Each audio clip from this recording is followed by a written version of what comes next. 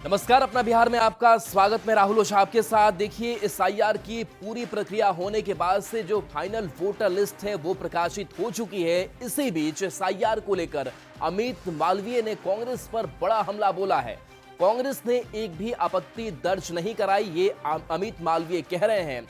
इसके साथ साथ राहुल गांधी का वोट चोरी नैरेटिव एक छलावा बता दिया।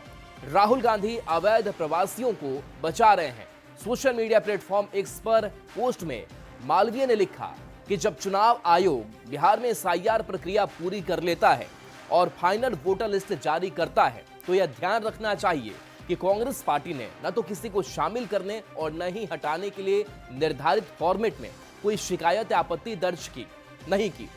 मालवीय ने कहा कि इससे राहुल गांधी की गलत राजनीति का पर्दाफाश होता है। उन्होंने आरोप लगाया कि गांधी की यात्रा लोकतांत्रिक अधिकारों की रक्षा के बारे में नहीं बल्कि गैर कानूनी प्रवासियों को बचाने और राष्ट्रीय सुरक्षा को कमजोर करने के बारे में थी। तो देखिए, जिस एसआईआर को लेकर के लगातार कांग्रेस की तरफ से सवाल उठाए जाते रहे, विपक्षी पार्टियों के द्वारा सवाल उठाए जाते रहे, लेकिन इन सब के बीच अमित मालवीय ने बड़ा बयान जारी किया है, एक्स पर पोस्ट किया है और निशाना साधा है और कहा है कि कांग्रेस पार्टी ने न तो किसी को शामिल करने और न ही हटाने के लिए निर्धारित फॉर्मेट में कोई शिकायत या आपत्ति दर्ज नहीं की।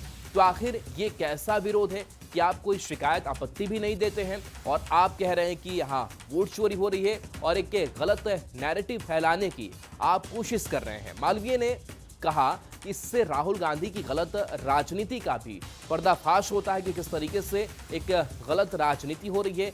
लोगों के बीच भी एसआईआर प्रक्रिया के तहत भ्रम फैलाया जाता रहा कि उनके नाम काट दिए जाएंगे, लेकिन जो अयोग्य लोग हैं उनके ही नाम काटे गए, जिस पर निर्वाचन आयोग की तरफ से भी कई बार बयान सामने आए कि क्या अगर दो जगहों पर किसी का नाम है तो उसे हटाना गलत है, क्या अगर किसी की मृत्यु हो गई है उसका नाम अगर हम हटा रहे हैं तो क्या वो गलत है। और ये सवाल निर्वाचन आयोग ने भी इन पार्टियों के सामने रखे थे। इसके साथ साथ अमित मालवीय ने आरोप लगाया कि गांधी की यात्रा लोकतांत्रिक अधिकारों की रक्षा के बारे में नहीं बल्कि गैर कानूनी प्रवासियों को बचाने और राष्ट्रीय सुरक्षा को कमजोर करने के बारे में थी। तो ये पूरा पोस्ट आपको हम दिखा रहे हैं और देखिए, कांग्रेस को लेकर के लगातार अमित मालवीय हमलावर नजर भी आए हैं और समय समय पर उनका पोस्ट जो है वो सामने आता रहा है और कई सवाल कांग्रेस नेताओं पर भी उठाए और कांग्रेस नेता किस तरीके से एसआईआर की प्रक्रिया में कई नेताओं का जो दो जगह पर वोटर कार्ड है वो भी पाया गया। तो इन तमाम मसलों को उन्होंने उठाया था।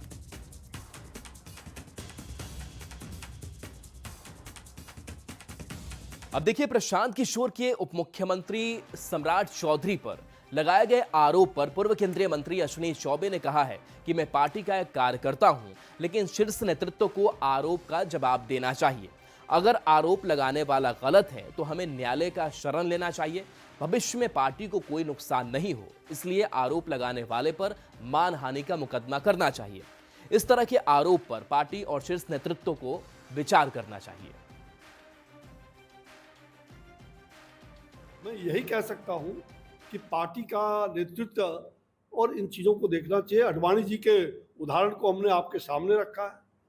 हमें राजनीति में शुचिता लाना चाहिए और अगर इस तरह के आरोप है तो उसका जवाब तो हमें देना ही चाहिए, हमें जवाब देना चाहिए।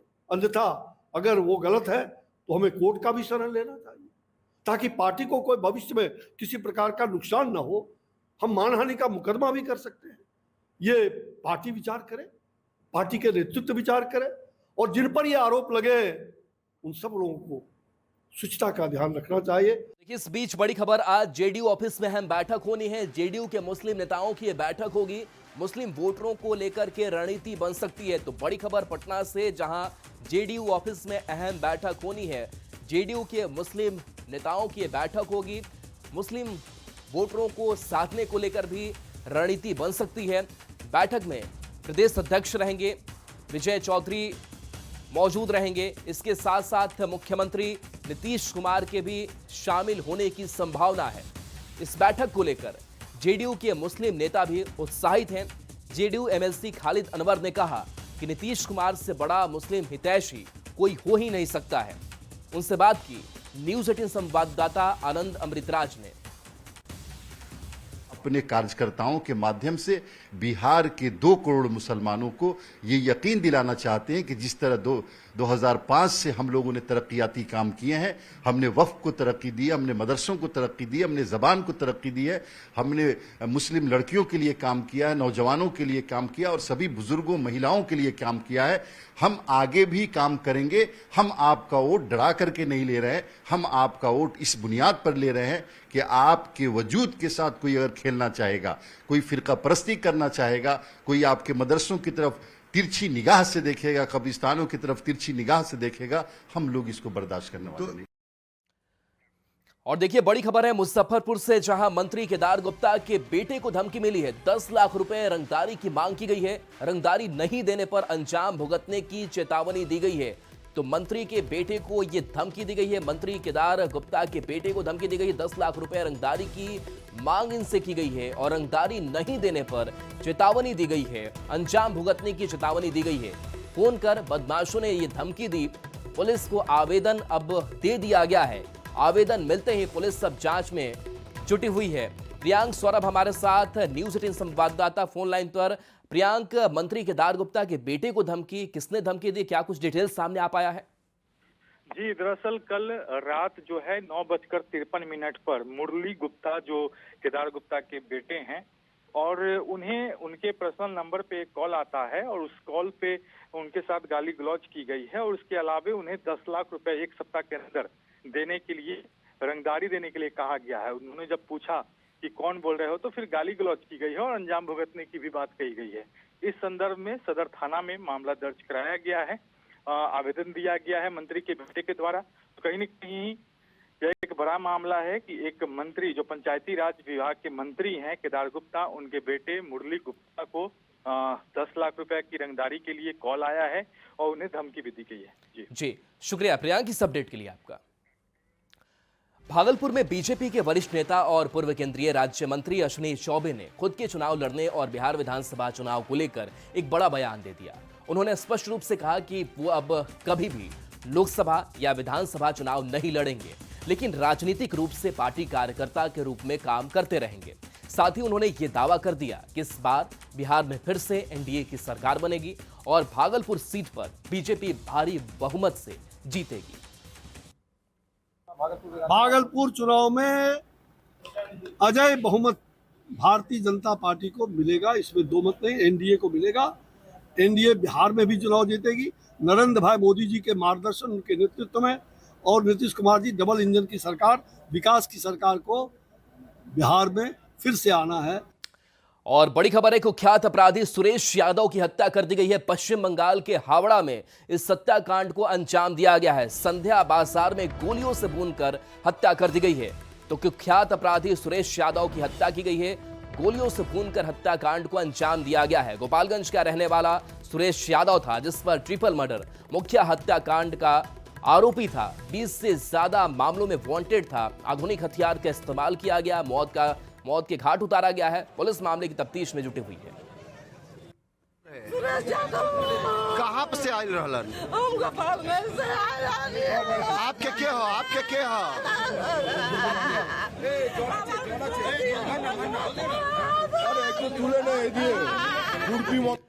खबर बेगूसराय से है, जहां नगर थाना क्षेत्र के हर हर महादेव चौक पर उस वक्त अफरा तफरी मच गई जब सड़क किनारे खड़ी एक कार अचानक आग की लपटों में घिर गई। कुछ ही पलों में कार धू धू कर जलने लगी, जिसके बाद मौके पर अफरा तफरी का माहौल पैदा हो गया। देखिए कैसे कार धू धू कर जल रही है और बाजार में मौजूद लोगों भी उस मंजर को देख रहे हैं। बता दें कि आग लगने की वजह से मौके पर थोड़ी देर के लिए भगदड़ की स्थिति पैदा हो गई।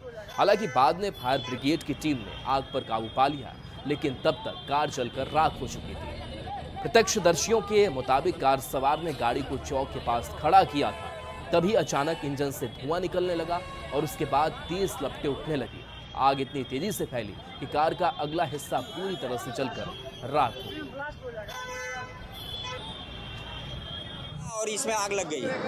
हम लोग बजाज शोरूम में बैठे हुए हैं, वहीं के स्टाफ हैं और वहां से देखे तब हम लोग शोरूम से बाहर निकल करके आए। तब तक पूरी आग लहक चुकी थी और आग बुझाने वाला एक छोटी सी थी, वो गैस फायर ब्रिगेड, उससे बुझाया, उससे नहीं बुझा, फिर दंगल वाला आया है तो बुझाया है। बालू वगैरह तो हम लोग जो यहाँ के स्थानीय लोग थे दिए, और 1 घंटा तक ये जलती रही गाड़ी के लिए।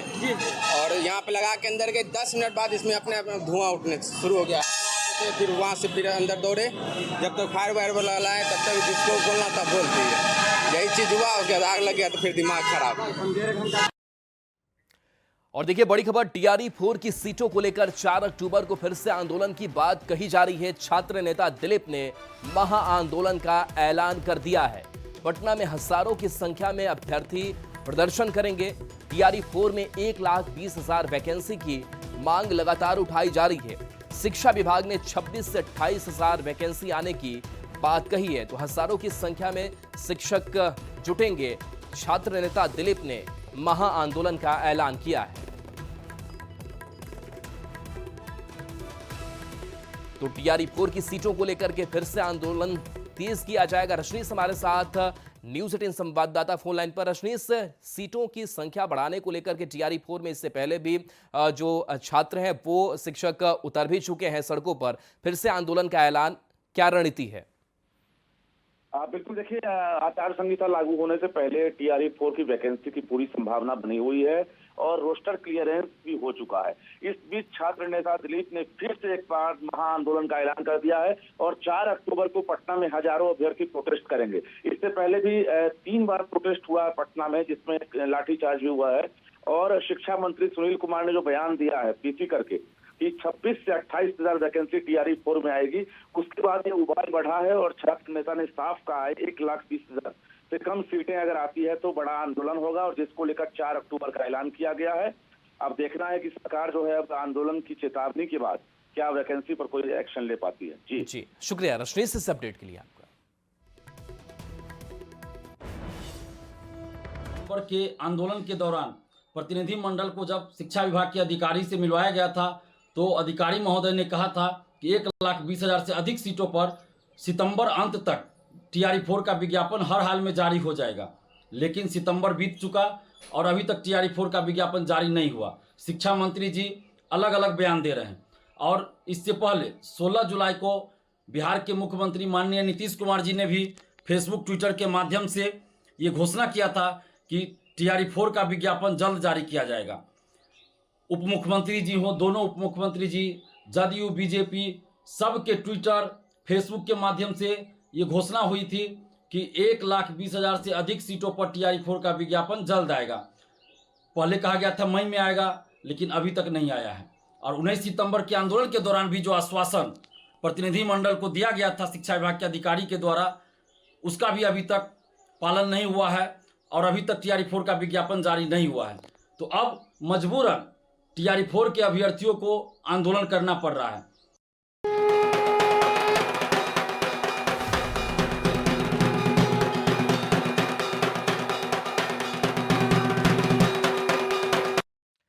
आज नवरात्रि का 9वां दिन है। देश भर में नवरात्रि की महानवमी धूमधाम से मनाई जा रही है। आज मां के सिद्धिदात्री स्वरूप की आराधना का दिन है।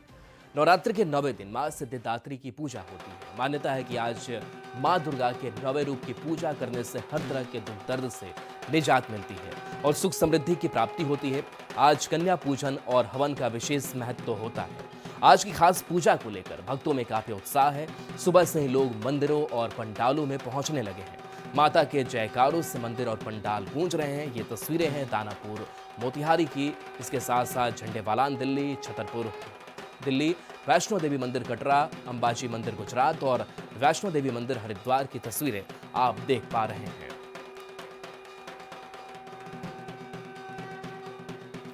तो नवरात्रि के 9वें दिन माता सिद्धिदात्री की पूजा अर्चना की जाती है। इस मौके पर सुबह से ही पटना के अखंड वासिनी मंदिर में पूजा अर्चना और माता का आशीर्वाद लेने के लिए भक्तों की भारी भीड़ पहुंच रही है। 9 दिनों तक मां के अलग अलग स्वरूपों की पूजा के बाद आज पूजा की पूर्णाहुति होगी, जिसके बाद हवन किया जाएगा। वहीं नवरात्र को लेकर भक्तों में भारी उत्साह देखा जा रहा है। मंदिरों के बाहर श्रद्धालुओं की लंबी कतार है। कहा जाता है कि मां सिद्धिदात्री की पूजा करने से माता सबकी मनोकामना पूरी करती है। रात की आज नवमी है। माता सिद्धिदात्री की आज पूजा हो रही है अखंड वासनी मंदिर में है हम हैं और अब देख सकते हैं बरसों से अखंड दीप के साथ साथ माता की पूजा आराधना की जा रही है। लगातार 9 दिनों की पूजा के बाद आज हवन पूजन, कन्या पूजन के साथ जो पुण्य फल प्राप्त होने का है, आज भक्तों को वो पुण्य फल प्राप्त होता है और काफी संख्या में जो भक्त हैं जो 9 दिन तक उपवास करते हैं, आज उसकी पूर्णाहुति होती है। लोग देख सकते हैं कि आज माता सिद्धिदात्री की पूजा की जा रही है। आज महानवमी के महाशिवरात्रि का पूजा होता है, जिसमें आज हवन होगा और हवन के बाद बलिदान होगा। बलिदान के बाद कन्या पूजन किया जाएगा और शाम 7 बजे से भंडारा का कार्यक्रम किया जाएगा। 9 दिनों का आज पूर्णाहुति होगा। क्या फल मिलता है? देखिए, जिसकी जैसे जो अपने इच्छा अनुसार जो मनोकामना रखता है, वैसे माँ सबको हर मनोकामना पूर्ण करती है। तो आपने सुना कि माँ सबकी मनोकामना पूर्ण करती है और जब 9 दिनों की पूजा होती है, माँ के विभिन्न रूपों की पूजा के बाद आज पूर्णाहुति है। माँ की पूजा होगी, सिद्धिदात्री की पूजा होगी और उसके बाद हवन पूजन के साथ साथ कन्या पूजन किया जाएगा। पूरी तरह से जो समाप्ति की है पूर्णाहुति के साथ माँ सिद्धिदात्री की पूजा की जाएगी। न्यूज़ 18 के लिए पटना से धर्मेंद्र कुमार। अब हम आपको लिए चल रहे हैं माता के उस दिव्य स्थान के दर्शन को जहां मां दुर्गा कहलाई महिषासुर मर्दनी, यानी यहीं पर मां ने महिषासुर नामक दैत्य का वध किया था। खास बात यह है कि आज भी मां, उनके सिंह के पैरों के निशान यहां देखे जा सकते हैं।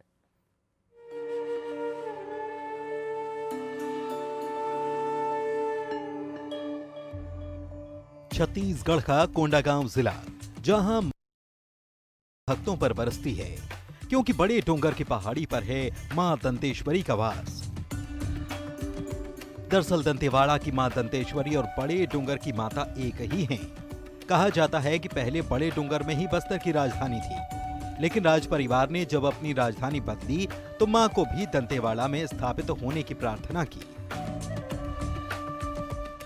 बड़े डोंगर की मां दंतेश्वरी जो पहाड़ों में विराजी है, नवरात्र में माता का दरबार सजा है, यहाँ भक्तों का तांता लगा है। आइए चलते हैं हम माता के दरबार पर। देवी के दिव्य स्थान के बारे में कहा जाता है कि यहीं पर मां का महिषासुर से भीषण युद्ध हुआ और मां ने उसका संहार किया। लोगों का कहना है कि आज भी इसके प्रमाण यहाँ दिखाई देते हैं, जैसे माता के पैर, सिंह के पंजे और भैंसे के खुर नजर आते हैं। इस स्थान को हल्बी भाषा में भैंसा दोंद कहा जाता है। पहाड़ की उस चोटी पर पहुंच गए जहां पर माता के चरण हैं, के निशान हैं। कहते हैं कि महिषासुर से जब युद्ध हुआ, महिषासुर लुप्त हो गया, तो माता उसे ढूंढने के लिए यहाँ पर खड़ी हुई थी। ये देखिए, ये माता की वो चरण हैं, के निशान हैं, जो आज भी मौजूद हैं और लोगों के श्रद्धा के केंद्र बने हुए हैं। लोग बड़े आस्था से यहाँ पर अपना मस्तक टिकाते हैं, क्योंकि आज भी भैंसासुर और माँ दुर्गा की जब युद्ध हुआ तो आज भी चट्टान में प्रत्यक्ष रूप से दिखाई दे रहा है और माँ की पग चिन्ह तो चट्टान में और उसका युद्ध स्थल चट्टान में वो प्रत्यक्ष रूप से है, इसलिए इसको भैंसा दोंद के नाम से हल्बी भाषा में बोलते हैं। एक और दिलचस्प पत्थर मौजूद यहाँ है। इस गोल पत्थर को कौड़ी ढुसी कहते हैं। कहा जाता है कि ये कभी राजकोष का हिस्सा था और आपातकाल में इसमें रखा गया धन इस्तेमाल होता था। महाराज जी, ये क्या है पत्थर, क्या इसका खासियत है, क्या है? आप अपना नाम बताइए। मैं सावंतराम नेता हूँ। ये क्या है, लोग क्यों सिक्का? इसको जानना जाता है कि कौड़ी ढूसी बोल के। मतलब क्या हुआ कौड़ी ढूसी? कौड़ी ढूसी मतलब पहले का माँ का तिजोरी है। अच्छा, तो यहाँ पे सिक्का क्यों चिपकाते हैं? अब सिक्का अपना श्रद्धा में चिपकाते हैं। नहीं, अभी जैसे लोग बता रहे हैं कि मन्नत पूरी होती, क्या है? हाँ, वही तो वही बोल रहा हूँ। अपना इच्छा जो यहाँ चिपकाते हैं तो उनका काम मनोकाम पूरा हो जाता है। पहाड़ के ऊपर हिस्से पर पत्थर में 2 पग के निशान हैं। लोगों की मान्यता है कि युद्ध के दौरान जब महिषासुर भाग गया, उस दौरान माता दंतेश्वरी पहाड़ की चोटी पर खड़े होकर उसे खोज रही थी। कुल मिलाकर कहें तो एक तरफ जहां बड़े डोंगर का मंदिर माता के योद्धा रूप को दर्शाता है, तो वहीं दंतेवाड़ा में विराजी मां दंतेश्वरी का मंदिर उनके मातृत्व और करुणा के रूप को दिखाता है। 550 साल पुराने पूर्णिया की आपरूपी मां पूरन देवी की महिमा अपरंपार है। खासकर नवरात्र के मौके पर पूजा अर्चना के लिए यहाँ भक्तों की भीड़ उमड़ती है।